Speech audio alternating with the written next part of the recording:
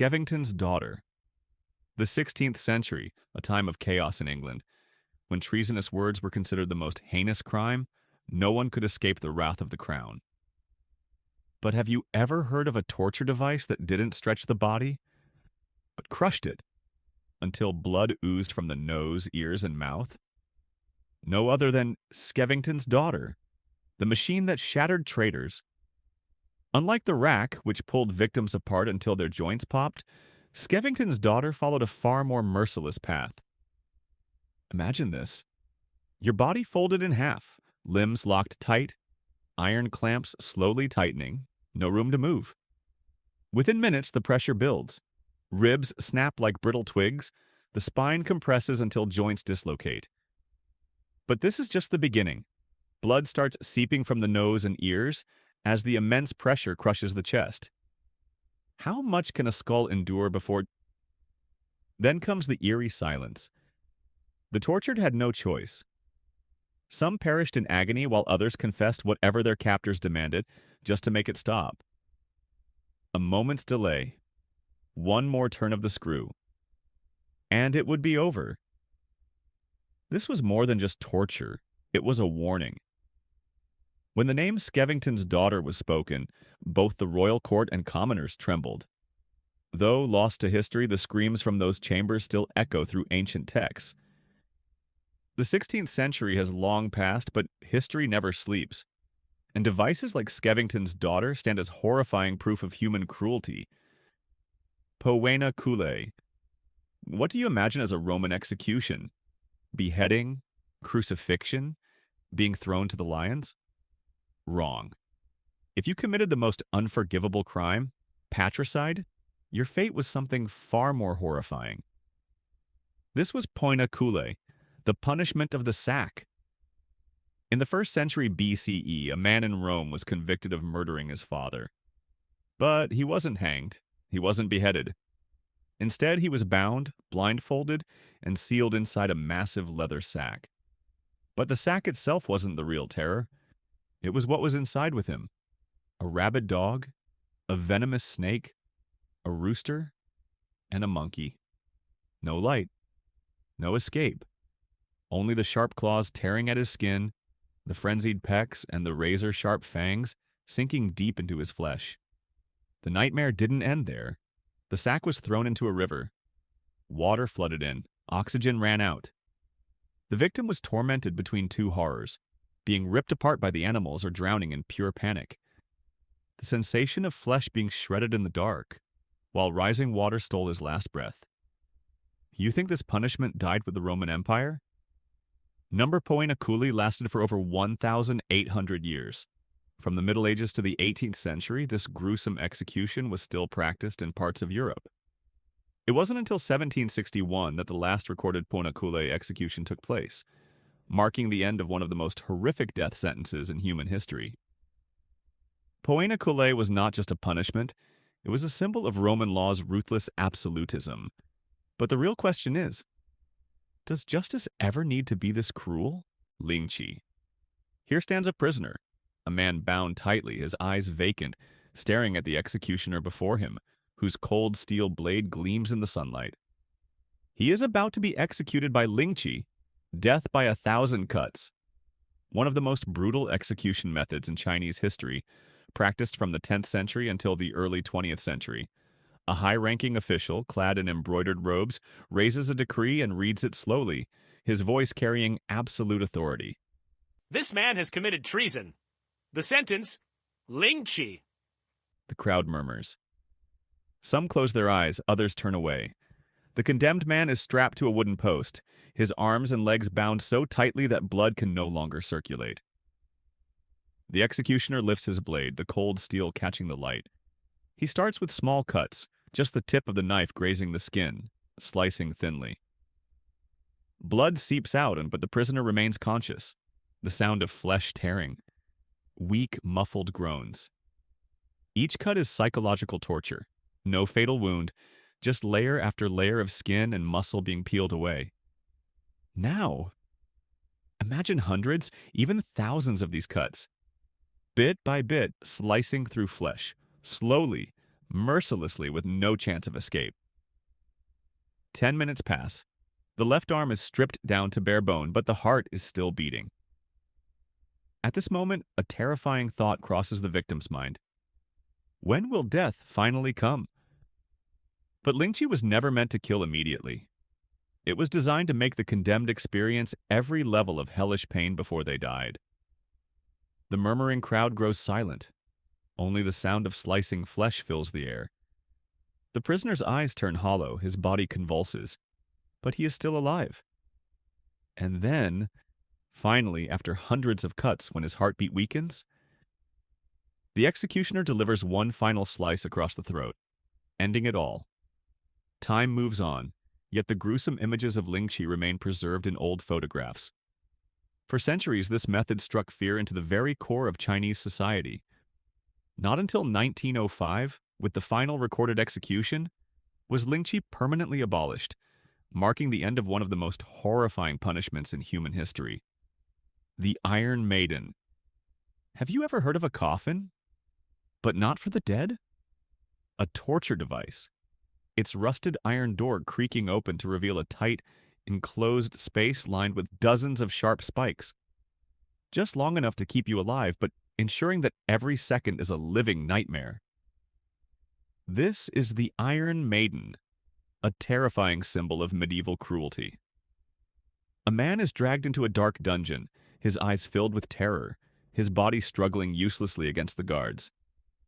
He is shoved inside. The iron door closes, not quickly but slowly, inch by inch. The spikes inside are not meant to kill instantly, but just long enough to pierce the skin, sink into muscle, and press against bone. Every breath, excruciating. The slightest movement, another wound torn open. Blood trickles from dozens of punctures. Sweat drips. Eyes burn red. There is no quick death. Only time. And unrelenting agony. One day passes, then two. The victim cannot sit, cannot sleep, cannot do anything except stand and wait. For death. Blood pools beneath his feet. Faint whimpers echo through the darkness. Hunger. Exhaustion.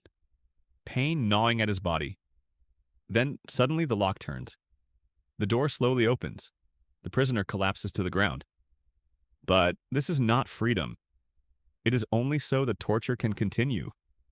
Again and again for days.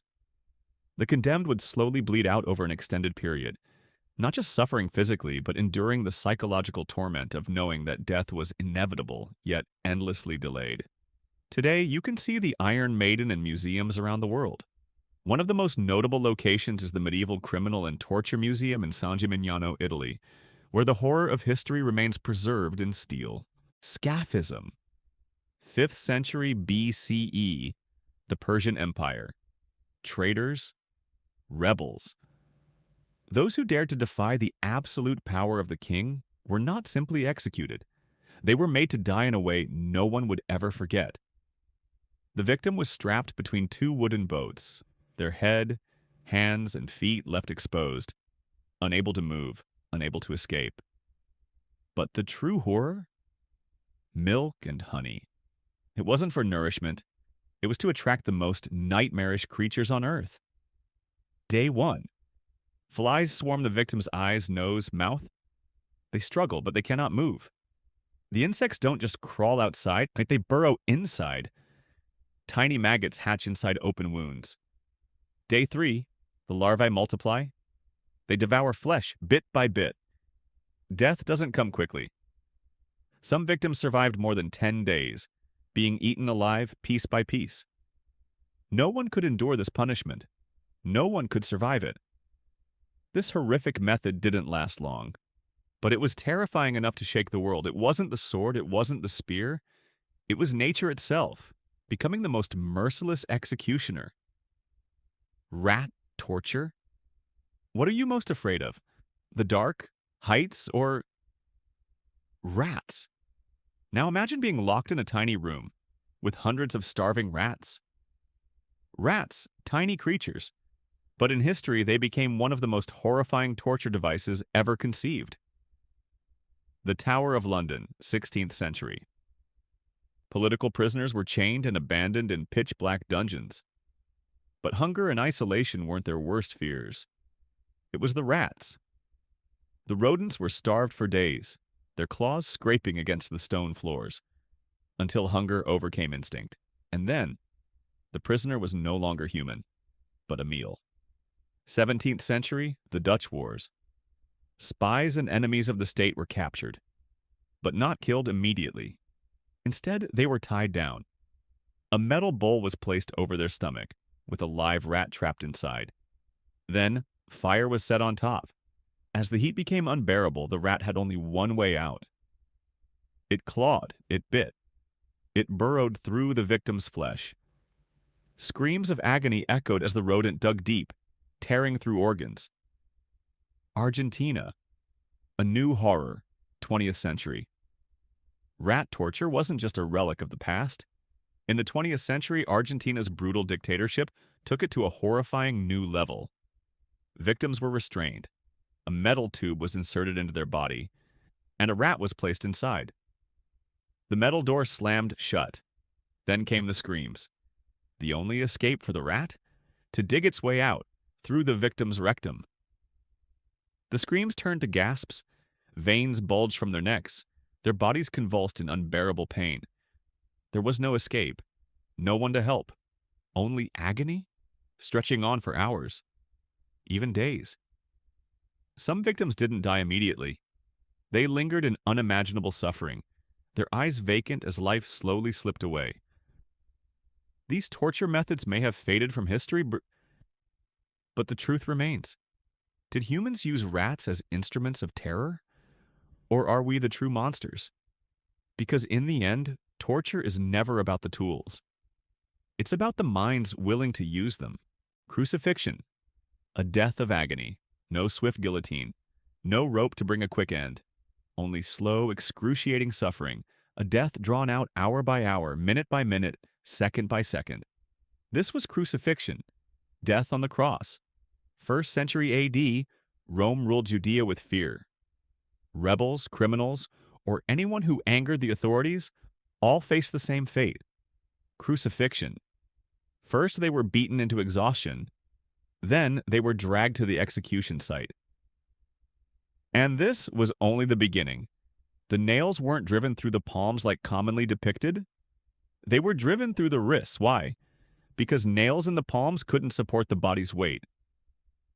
But in the wrists, the bones locked in place, ensuring the victim endured as much pain as possible. Yet death never came quickly on the cross. Victims didn't die from blood loss, but from suffocation. Every breath was a battle. As the body weakened, it could no longer lift itself to inhale.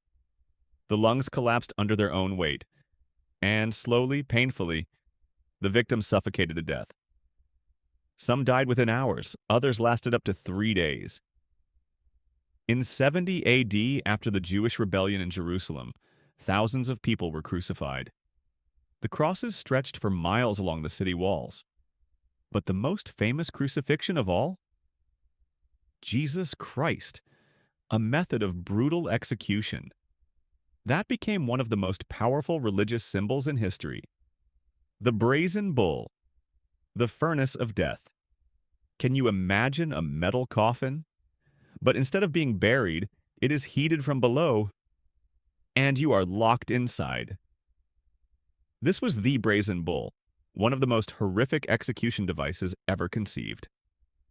Ancient Greece, the 6th century BCE, city of Acragas. An inventor named Perilos arrived at the court of tyrant Phalaris with an idea unlike any other. He presented a massive bronze statue of a bull. Hollow from the inside, a fire would be lit beneath it, turning it into a blazing oven, where anyone locked inside would be burned alive. But the most horrifying part? Perilos designed a special sound system inside, so that the screams of the victim would echo out as the roar of a dying bull. Minutes passed. The air inside became unbearable. Skin blistered, flesh cooked. Steam rose from the body. Phalaris sat on his throne, clapping in amusement. But in his eyes, a flicker of suspicion.